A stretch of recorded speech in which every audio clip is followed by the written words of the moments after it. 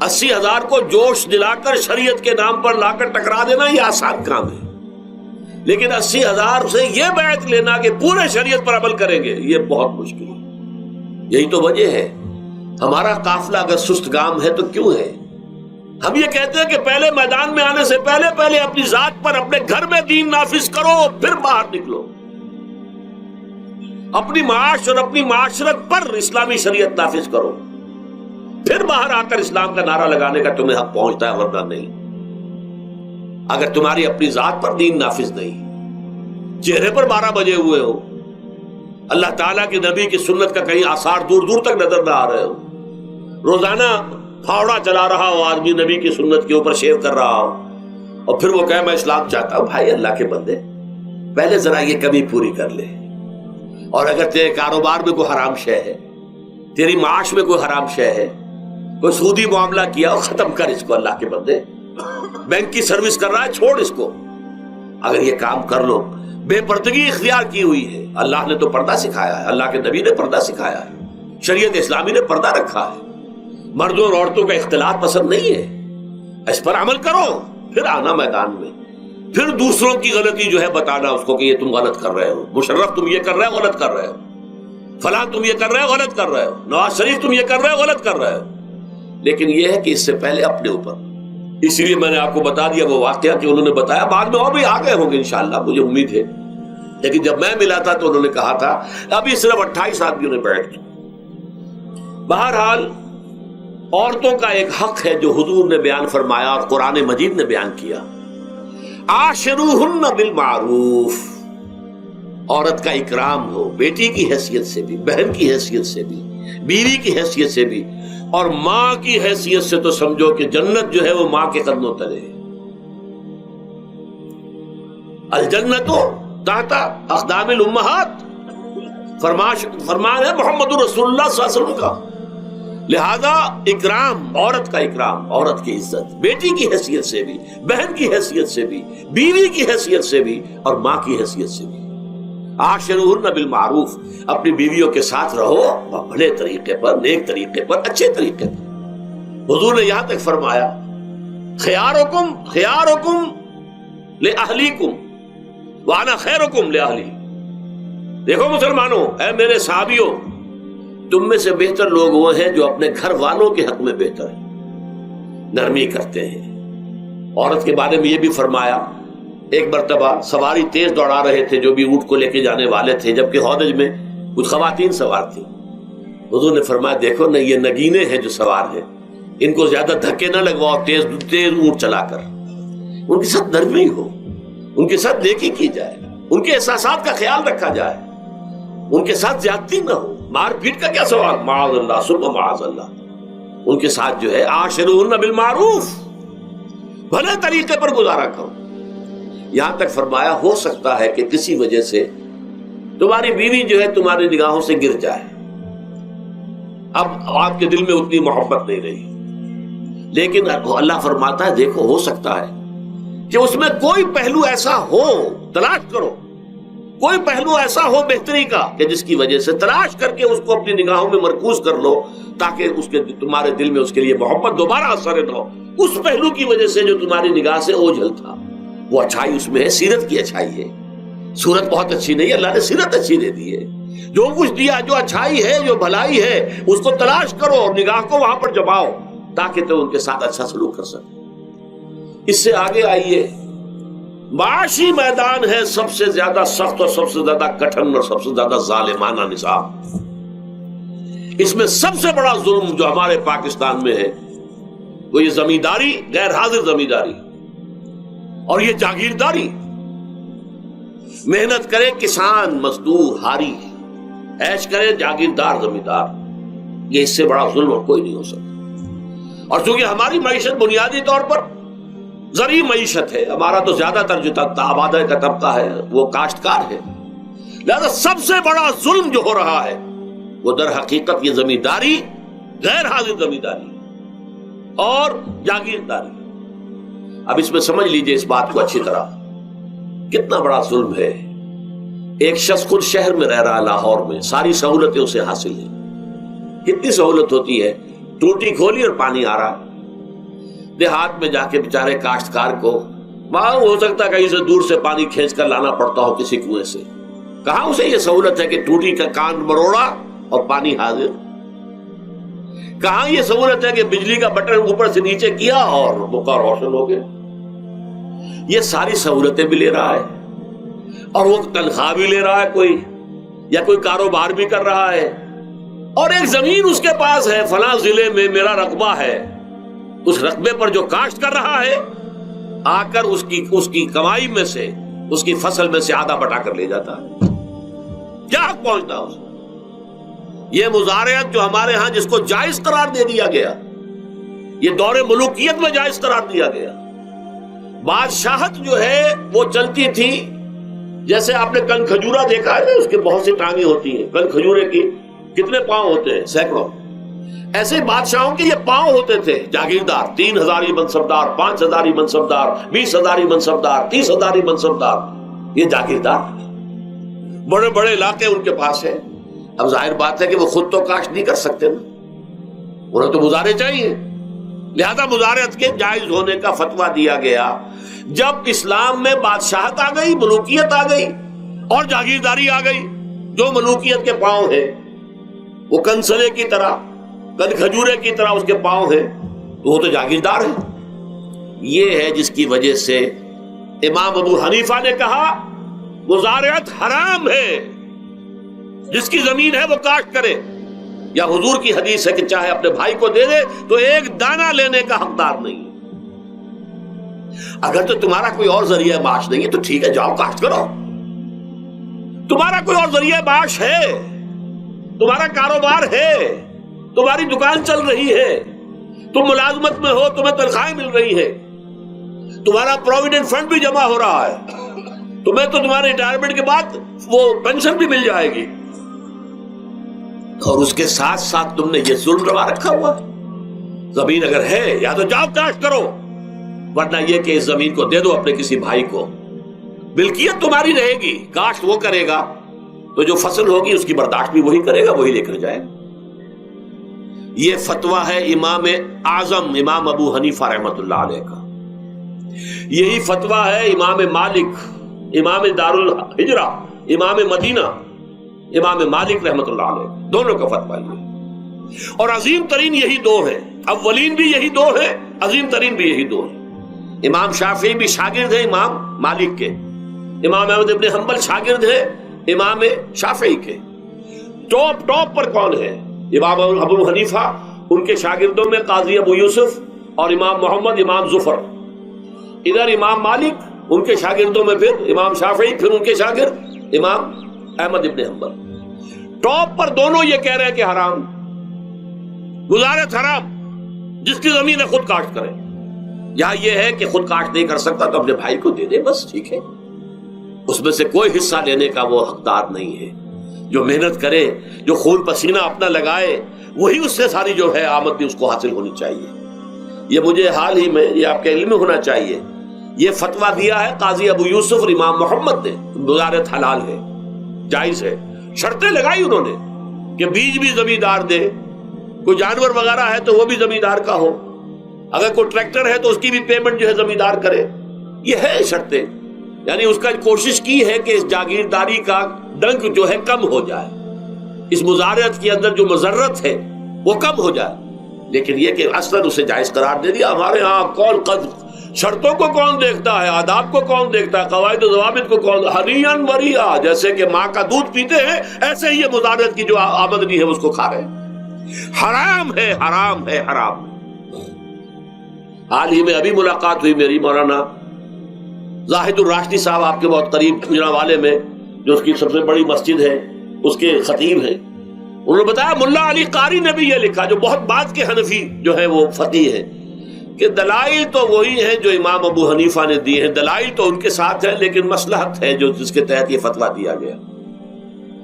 یہاں تک کہ مولانا شبیر احمد عثمانی کے ساتھ دستے راست سمجھ لیجئے ظفر احمد عثمانی رحمۃ اللہ علیہما, انہوں نے بھی یہ لکھا ہے کہ دلائل تو امام صاحبی کی رائے کے حق میں جاتے ہیں, لیکن یہ کہ ہمارے ہاں تقلید کا ایسا ایک قلادہ گردنوں میں ڈال لیا گیا ہے.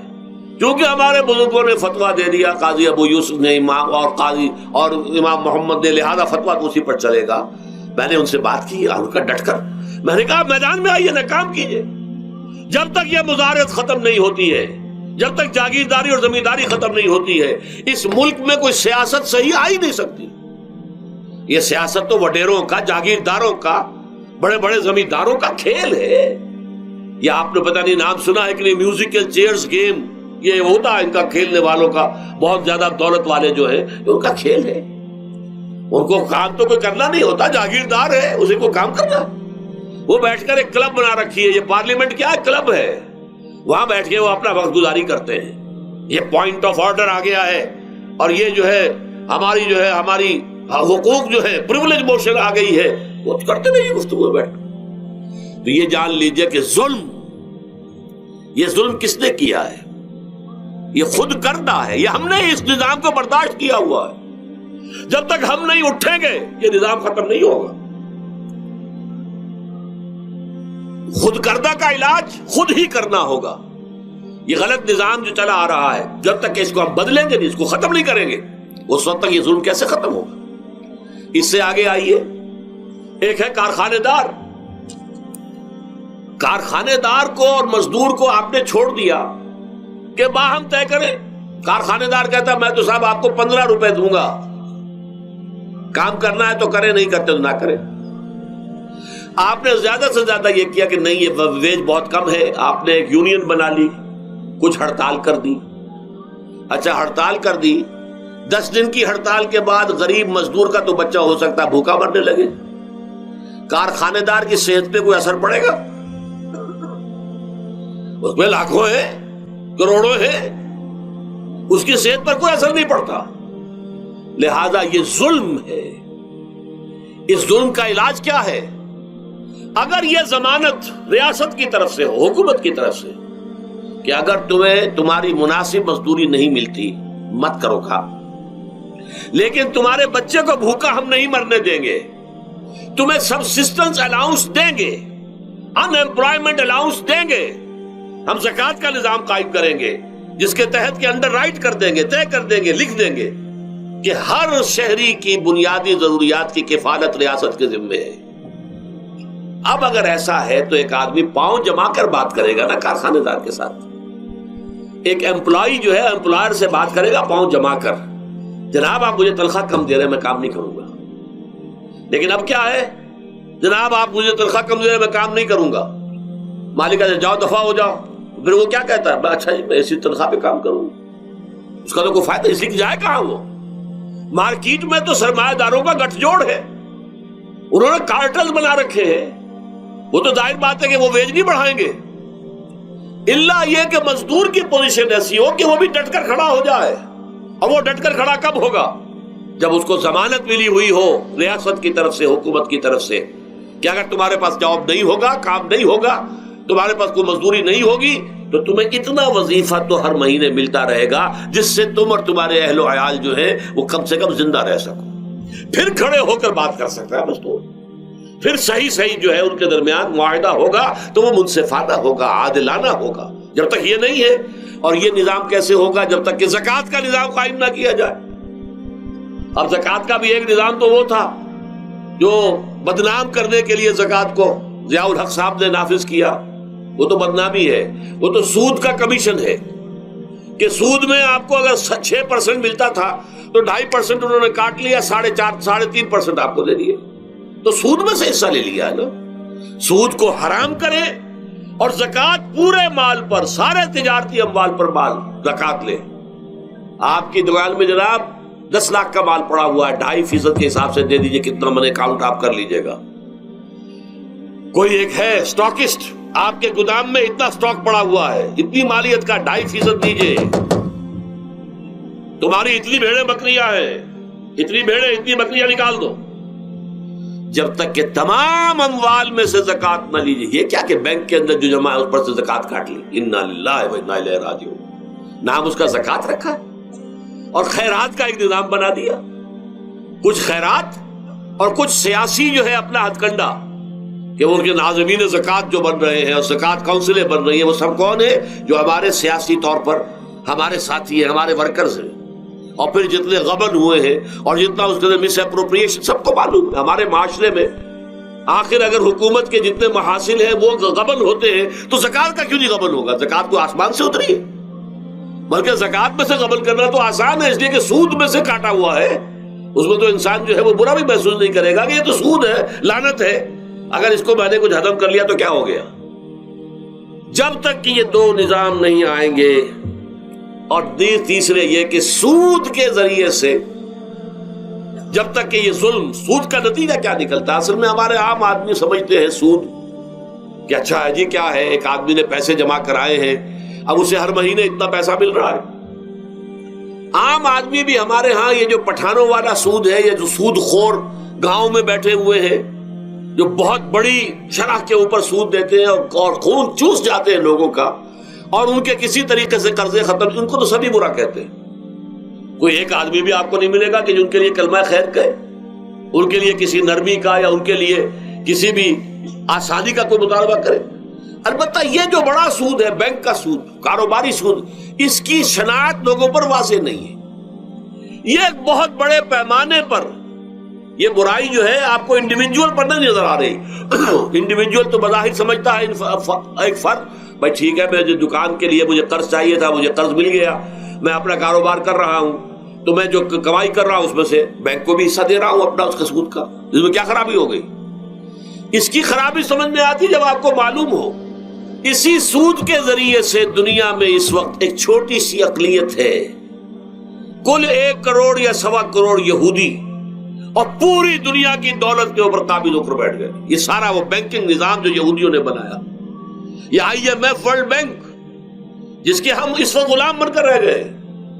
ہمارا چیف مارشل ایڈمنسٹریٹر اسے کہیں یا چیف ایگزیکٹو کہیں، ہمارا تو حکمران ہے، ہمارا بادشاہ اس وقت، اور وہ بادشاہ سلامت کہتے ہیں کہ یہ IMF اور ورلڈ بینک کے لوگوں کے گوڈے ہمیں پکڑنے پڑتے ہیں. گوڈے گٹے کیوں؟ ہم غلام ہیں ان کے، اور ہم جکڑے ہوئے اس سود کے اندر. پوری دنیا کو یہودی سود خوروں نے در حقیقت اپنے شکنجے میں جو جکڑا ہے، جس طریقے سے کہ ان کو اپنے اندر ایک اپنے پورے ہتھ کنڈوں کے اندر جو باندھ کے رکھ دیا ہے، یہ سود کے ذریعے سے. اور اس کا نتیجہ کیا نکلتا ہے؟ دیکھیے، امریکہ میں کہتے ہیں بڑی جمہوریت ہے، لوگ ووٹ دیتے ہیں، لیکن حقیقت ہے کہ لوگ جانتے ہوں کہ دیوے استبداد جمہوری قبا میں پائے کو تو سمجھتا ہے یہ آزادی کی ہے نیلم پری. ہم نے خود شاہی کو پہنایا ہے جمہوری لباس، جب ذرا آدم ہوا ہے خود شناس و خود نگر. اب امریکہ میں اصل میں کیا ہے؟ امریکہ میں کیپٹلسٹ کا نظام ہے. یہ حکومت کس کی ہے؟ سرمایہ داروں کی ہے. جو کروڑ پتی نہ ہو وہ الیکشن نہیں لڑ سکتا، اور کروڑ پتی جو ہے اپنے پیسے کی بدولت وہ صحافیوں کو خرید لے گا، ٹیلی ویژن چینلز خرید لے گا، وہ لوگوں کے ذہنوں پر چھا جائے گا، آ جائے گا. یہ گورنمنٹ آف دی کیپٹلسٹ ہے، ناٹ عوام. یہ دھوکہ ہے، فریب ہے سرمایہ داروں کا. وہاں وہ جاگیردار اس طرح کے نہیں ہیں، سرمایہ دار ہیں. وہاں جاگیرداری کی وہ حیثیت نہیں رہی، اس لیے کہ ان کے تحت آدمی نہیں ہوتے. وہ تو اگر بڑے بڑے رینچ ہیں، بڑے بڑے اگر فارم ہیں، تو وہاں بھی آپ کو معلوم ہے کہ چونکہ مشینوں کے ذریعے سے بوائی بھی ہو رہی ہے اور ہل بھی چل رہا ہے مشینوں سے، بوائی بھی مشینوں سے، کٹائی بھی مشینوں سے، تو زیادہ انسان کی ضرورت ہی نہیں رہی. لہذا وہ سیاسی نظام وہ نہیں ہے جو یہاں کا ہے، لیکن وہ زمیندار بھی وہاں کا کیپٹلسٹ ہے، نظام کیپٹلسٹ کا ہے. تو در حقیقت یہ ڈیموکریسی جو ہے، اس میں جو کہتے ہیں government of the people by for the people, نہیں، گورنمنٹ آف دی کیپٹلسٹ، سرمایہ دار کی حکومت ہے. اور سرمایہ دار جو ہے اس نے اپنی کلب بنائی ہوئی ہے، بیٹھا ہے، پارلیمنٹ ہے، یہ کانگریس ہے، یہ سینٹ ہے، یہ سرمایہ داروں کی کلب ہے. باقی عوام کے لیے وہاں کیا ہے؟ واقعہ یہ ہے کہ عام آدمی امریکہ کا بھی یہ ضرور ہے کہ بنیادی ضرورتیں محنت کر کے، خون پسینہ ایک کر کے اپنی وہ حاصل کر لیتا ہے، لیکن بہت نچلی سطح پر ہے. عام آدمی وہاں بھی بہت نچلی سطح پر ہے. اور ایسے لوگ ہیں معدود گنتی والے جو 40 50 بلین کا ایک چیک لکھ سکتے ہیں، وہ سب یہودی ہیں. House of Rothschilds, house of Goldsmiths, یہ سٹی بینک جو یہاں بھی آ گیا ہے اپنی ساری گندگیاں پھیلانے کے لیے، سٹی ہاؤسز اور سٹی کار، یہ کیا ہے؟ یہ جکڑ لینا ہے آپ کو. آپ کو ذرا سا دھوکہ دیا، جاؤ جی لے لیجیے، کوٹھی لے لیجیے، ہم آپ کو قرض دیتے ہیں. آپ پھول گئے، اتنی بڑی کوٹھی کا میں مالک ہو گیا. اب جب اس کا قرض دینے کے چکانے کا معلوم ہوا کہ میں تو غلام ہو کر رہ گیا ہوں، جو کماؤں وہ سارا کا سارا ان کی قسط کے اندر چلا جائے گا. اور اگر خدا نہ خواستہ کہیں ڈیفالٹ کر گیا تو جتنا میں نے دیا تھا وہ بھی ہضم، اور مکان وہ ضبط کر کے اور نیلام کر دیں گے. اللہ اللہ خیر. لیکن وقتی طور پر ذرا سا دھوکہ جو ہو جاتا ہو، دیکھو اتنی بڑی کوٹھی کا میں مالک ہو گیا، دیکھو اتنی لمبی کار میرے پاس آ گئی، دیکھو فلاں شے میں نے حاصل کر لی، لیکن اس کا نتیجہ جو نکلتا ہے وہ تو وہاں والوں سے پوچھئے جس طریقے سے کہ وہ غلام بن کر رہ جاتے ہیں، وہ مزدور بن کر رہ جاتے ہیں. جیسے بھٹوں میں آپ نے دیکھا ہے، بھٹوں میں جو مزدور ہوتے ہیں وہ بکے ہوئے ہوتے ہیں، وہ غلاموں کی طرح ہوتے ہیں. ان کو بلکہ لوگ ایک دوسرے سے خرید کر لے کر جاتے ہیں. ایک بھٹے والا آتا ہے اور دوسرے بھٹے کی جو مزدور جو غلام ہے ان کو وہ وہاں کی پیمنٹ کر کے اور لے جاتا ہے. وہ بالکل ان کے سرس کی طرح ہے، ان کے غلاموں کی طرح. یہ ساری جو میں نے آپ کے سامنے گنوائی ہے، یہ در حقیقت نوع انسانی کو جو تقسیم کیا گیا، انگریزی میں آپ کہتے ہیں ہیوز اور ہیو ناٹس. قرآن نے اس کے لیے کیا لفظ استعمال کیا؟ محرومین اور مترفین. اور ان مترفین کی وجہ سے اللہ کا عذاب آتا رہا دنیا میں. ان کے گلچھرے ابھی بسنت منائی، کس نے منائی؟